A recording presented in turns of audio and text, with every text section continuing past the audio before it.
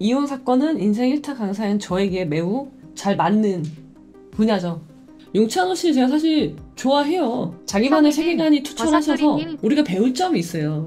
공자님은요, 나쁘다고 해서 다 버리지 않고요. 군생활은 용찬호처럼, 이거는 감사합니다. 개새끼죠. 황금 예비역은 이럴 수 있어요. 선임이고 나발이고 누구의 멱살이라도 잡으면 폭행이고요. 용찬호 선생님께서 어떻게 하셨냐면, 이거 아무나 이렇게 못합니다, 여러분.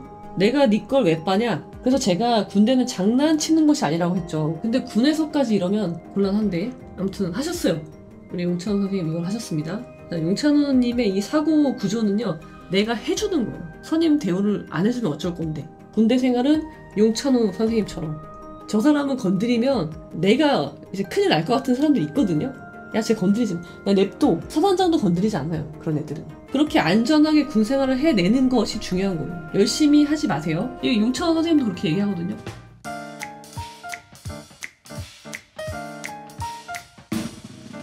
그 검색을 하면요, 아는 변호사를 치면은 저의 이제 키워드가 나와요. 뭐 군대도 나오고. 한번 쳐볼까요? 자, 한번 이쪽으로 들어가서요, 아는 변호사 이렇게 치면은 딱 나오죠. 키워드 이혼. 저 이혼 전문 변호사는 아니지만 이혼 사건을 굉장히 많이 하고, 이혼과 결혼 인생에서 우리가 누구라도 한 번쯤은 맞닥뜨리게 되기 때문에 이혼 사건은 인생 1타 강사인 저에게 매우 잘 맞는 분야죠.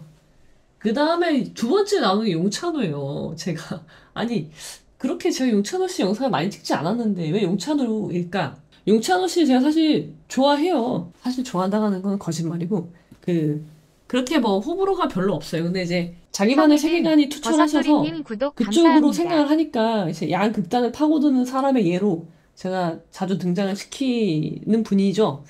근데 우리가 배울 점이 있어요. 공자님은요, 나쁘다고 해서 다 버리지 않고요. 좋다고 해서 다 따르지 않아요. 나쁜 사람한테도 좋은 점을 찾아내고요. 좋은 사람한테도 나쁜 점이 있거든요. 그러니까 그 점은 버려요. 그게 공자의 뛰어난 점이란 말이죠. 용찬호가 누구냐라고 하시는 분도 있는데, 제가 소개시켜 드리고 싶은 거는, 용찬호 씨가 굉장히 여러 가지 말을 많이 하셨지만 대부분은 저랑 생각이 반대에 있죠. 아주 반대라고 하면 안 되죠. 그분은 극단적인 이쪽 끝에 있는 의견이 많아서 저는 저쪽 끝에 있진 않지만 가운데 가장 그래도 합리적으로 생각을 하려고 노력을 하는 사람으로서, 이 용찬호 씨 생각이 좀 문제가 있는 것들이 많아서, 위험한 생각이 많아서 제가 이제 영상 몇 개 올렸던 적이 있는데, 근데 이제 그럼에도 불구하고 제가 동의하는 부분이 딱 하나가 있어요. 용찬호님의 생각과 딱 일치하는, 100% 일치는 아니지만 대략적으로 비슷한, 맥락이 비슷한 생각이 있어서 그거를 오늘 소개시켜 드리려고 합니다. 제목은 무엇이냐? 군생활은 용찬호처럼. 이거 무슨 뭐 돌려까는 거나 그런 게 아니라 진심입니다. 진심. 한번 들어보세요. 맞나 안 맞나. 그러니까 용찬호님의 군대 썰이죠. 군대 썰을 푸신 건데 들어보시죠. 나는 첫날 가서 선임하고 멱살잡이 했는데 아이 기역 시읒 끼야 이러면서, 이거는 개새끼죠. 용찬호 씨가 군대를 갔는데 간 첫날 선임한테 멱살을 잡고 개새끼야 그랬다는 거죠. 그런데 저는 상근 예비역이었어요. 상근 예비역 이럴 수 있습니다, 여러분. 상근 예비역은 이럴 수 있어요. 저도 군에 있을 때 상근 예비역 병사를 많이 접해봤는데요. 의식 구조가 달라요. 그리고 이유가 있어요. 상근 예비역으로 온 이유가 있기 때문에 기본적으로 건드리지 않아요, 상근 예비역은. 근데 아무튼 용찬호님은 무슨 이유로 상근 예비역이 됐는지 모르겠지만 상근 예비역으로 군을 갔는데, 그때 이제 첫날 선임의 멱살을 잡고 욕설을 했다는 거죠. 그거 아니었으면 솔직히 안 갔을 것 같아요. 어떤 수를 써서라도. 그러니까 상근 예비역으로 안 갔으면 자기는 군대 안 갔다는 거예요. 자, 여러분, 군대는요, 모병제가 아니라서요, 징병제거든요. 징병제이기 때문에 내가 가기 싫다고 해서 안 갈 수 있는 게 아니죠. 나는 현역으로는 안 갈래요. 나는 상근 예비역으로 갈래요. 그거 안 됩니다, 여러분. 어떤 수를 써서라도 이거는 불법이에요. 불법. 그러면은 병역 비리 되는 거죠. 안 됩니다, 여러분. 그러시면 안 돼요. 자, 군대에서 제가 이제 선임을 공개적인 자리에서 망신 한번 주고 멱살을 잡은 거는 망신이 아니라 폭행을 한 거죠. 선임이고 나발이고 누구의 멱살이라도 잡으면 폭행이고요. 이 개새끼 그러면은 폭언이죠. 그리고 공개적인 자리에서 했죠. 그럼 뭐예요? 폭행 플러스 이거 명예훼손 하신 거예요. 망신을 줬죠. 망신을 한번 주고 고의도 있어요. 고의도 인정. 자신의 범죄를 자백하는 행위거든요. 인정했어. 근데 내가 왜 이랬냐면, 이분이 왜 이랬냐면, 체육복 빨아오라고 그러길래 내가 체육복을 집어 던졌거든요. 자, 체육복을 빨아오라고 한 건 잘못된 행동이죠. 왜 자기 체육복을 왜 후임이 빨아요? 말이 안 되는 건 맞아요. 용찬호 선생님께서 어떻게 하셨냐면, 체육복을 집어 던졌어. 그리고 선임의 멱살을 잡고 욕설을 했죠. 이 행위가 하나로 봐서 명예훼손, 그다음에 폭행이 되는 거예요. 이거 아무나 이렇게 못합니다, 여러분. 아무나 못하는데 하셨어요. 그리고 내가 네 걸 왜 빠냐? 내가 네 걸 왜 빠냐? 선임이잖아요, 선임. 그래서 자, 병사들끼리도 상관에 대한 죄가 적용되느냐, 상관. 선임, 후임은 상관이 아니죠. 일병의 병장은 욕을 했어. 그러면 이게 상관 명예훼손이 되느냐, 그게 굉장히 처음에 문제가 될 수 있잖아요. 근데 병사들끼리는 상관으로 보진 않아요. 근데 다만 분대장은 어떤 직책을 갖고 있는 거잖아요. 분대장은 견장을 찾아. 그러니까 견장은 아니지만 이 녹색 그걸 찾잖아요. 그러면은 분대장한테 했을 때는 상관으로 봐줘요. 그래서 상관 명예훼손이 되는 아주 어마무시한 범죄가 되는 거죠. 그렇게 될 수 있어요. 선임한테 함부로 하시면 이 군형법이 적용됩니다. 그냥 명예훼손은 그냥 형법이 적용되지만 군형법은 상관 그런 죄를 지면요 군형법이 적용되죠. 군형법은 더 세요, 여러분. 그래서 제가 군대는 장난치는 곳이 아니라고 했죠. 군대 놀러 가시면 안 된다고 말씀드리잖아요. 지금 이 용찬호 선생님께서 다행히 처벌 안 받아서 그렇지 이건 처벌을 받을 수 있죠. 이런 행동들은 조심하셔야 돼요. 근데 이제 기선제압이 중요합니다. 모든 곳에서 이거 인정. 예, 기선제압 중요하죠. 나를 깔보지 않게 만들어야 돼. 근데 군에서까지 이러면 곤란한데 아무튼 하셨어요. 우리 용찬호 선생님 이걸 하셨습니다. 이렇게 했고요. 그리고 자 그렇게 한 다음에 딱 선임을 불러가지고 단 둘이 있을 때 말하는 거죠. 선임을 또 불러내기까지 해요. 이 선임은 당시에 어떤 마음으로 불려갔을까? 이등병이 부르는 거야, 나를. 야, 좀 일로 좀 와봐. 부르면은 어떤 기분이었을지 갔대요. 그래서 단둘이 이야기를 했대요. 합리적으로 그 상대가 받아들일 만한 제안을 뭐라고 했냐면 제안을 했대요. 제안을 했는데 뭐라고 했냐면 내가 인사도 잘하고 선임 대우 다 해주겠다. 대신 비합리적인 걸 시키거나 막 거울 보고 가위바위보 하라거나 이딴 걸 시키면 나는 그건 해줄 수가 없다.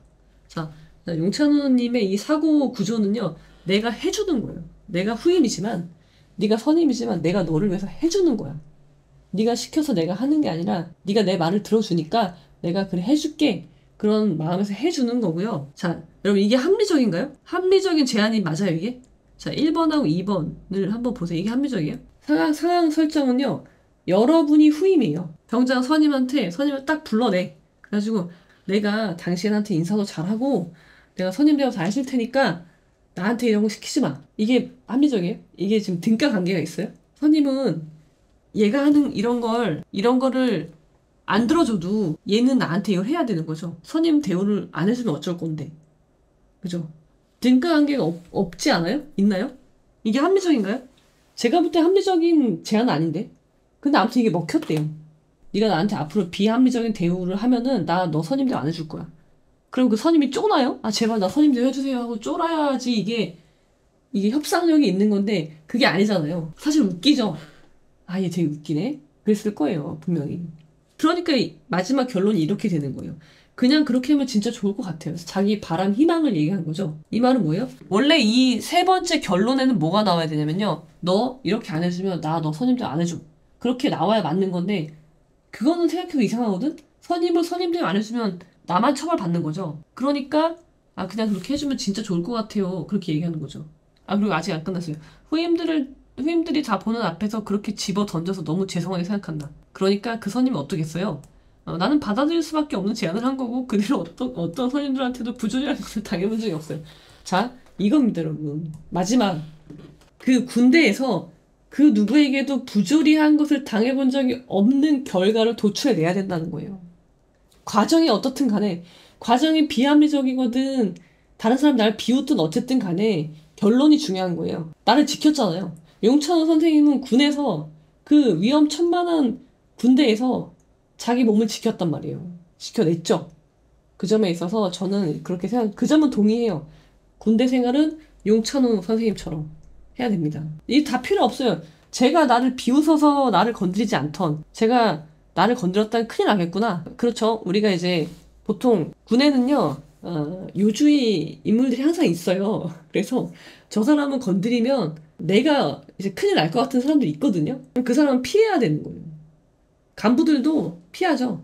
야, 쟤 건드리지 마. 야, 냅둬. 그런 식으로 해서 보호막이 쳐지는 그런 이제 병사들이 있거든요. 물론 간부도 있고요. 간부들 중에는 누가 있나요? 우리가 이거 뭐라고 표현하죠? 대포중, 아시죠? 대포중. 대포중. 제일 무서운 사람들. 대령을 포기한 중령. 진급을 포기한 사람이 제일 무서운 거예요, 군대에서는. 말을 안 듣거든요. 중령쯤 되면은 이제 그 계급 정년이 보장이 되죠? 보직 안 받아도, 보충대 가도 괜찮아. 나는 어차피, 나는 이제 대령 진급 포기했어. 그러면은 그 사람은 아무도 건드리면 안 돼요. 아무리 헛소리를 해도 사단장도 건드리지 않아요. 그런 애들은. 사고 치니까. 아무튼 그렇게 안전하게 군 생활을 해내는 것이 중요한 거예요. 여러분 군에서 열심히 하려고 하지 마시고요. 이제 징집해서 끌려가는 병사들한테 말씀드리는 거예요. 열심히 하지 마세요. 그리고 이런 자세로 해야 돼요. 이런 자세로. 제가 나를 기피하든 나를 정말 무서워해서 건드리지 않든 나를 기피해서 관심병사여서 나를 건드리지 않든 어쨌든 간에 나를 건드리지 않게 하는 것은 매우 중요하고요. 그렇게 해서 무사히 군대를 전역하는 게 중요한 거예요.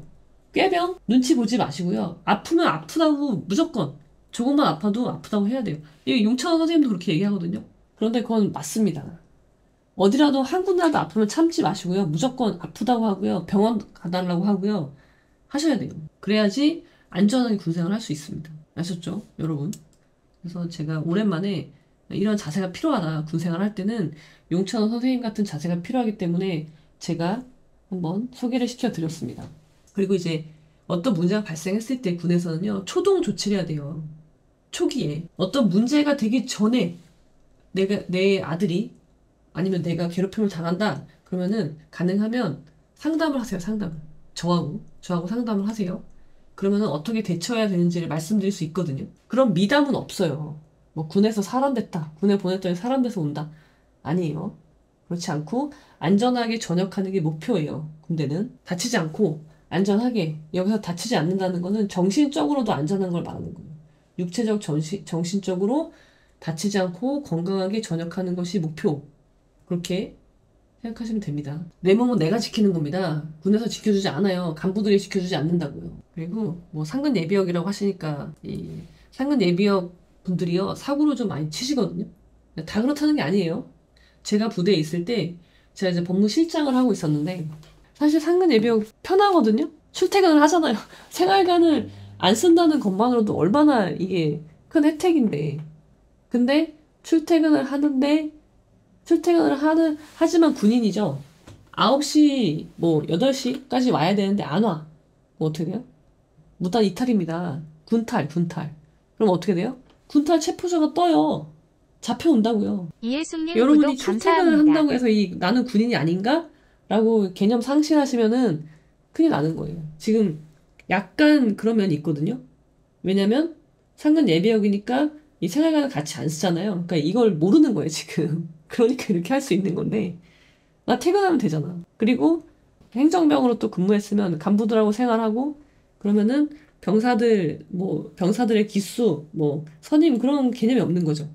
제 그 키워드에 용찬호 씨가 떠서 한번 용찬호 선생님의 저 선생님이라 하고 싶습니다. 이 군대의 썰에 대해서는 용찬호 선생님의 어록을 한번 가지고 와 봤고요. 회사에서는 안 먹히죠. 회사에서는 자르죠. 회사에서 이런 짓을 하면 너 해고당해요. 여러분 조용히 해고당하겠죠. 이게 징집돼서 가는 곳이기 때문에 가능한 거예요. 거기에서만.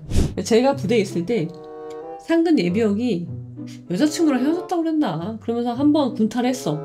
근데 군에서도요 사실 사건 만들고 싶지 않거든요. 그래서 얘를 가서 찾아왔어요. 전화해서 야 너 왜 출근 안 하냐 그래가지고 가서 데리고 왔어요. 간부가 차로 직접 모시고 왔죠. 그리고 아무 문제가 안 됐어요. 근데 얘가 또 군탈한 거야. 또 출근을 안 한 거예요. 근데 이번에는 안 잡혔어. 빨리 하루가 지나버렸어. 그래가지고 그냥 신고가 됐고요. 군탈 체포조가 가서 잡아왔죠. 그래가지고 이제 재판 받는 거예요. 근무 이탈로 계속 묶여가지고 체포돼가지고 체포조잖아요. 체포돼서 오는 거예요. 그렇게 해서 재판받고 그렇게 될 수가 있으니까 조심하셔야 됩니다. 군대 장난치시면 안 돼요.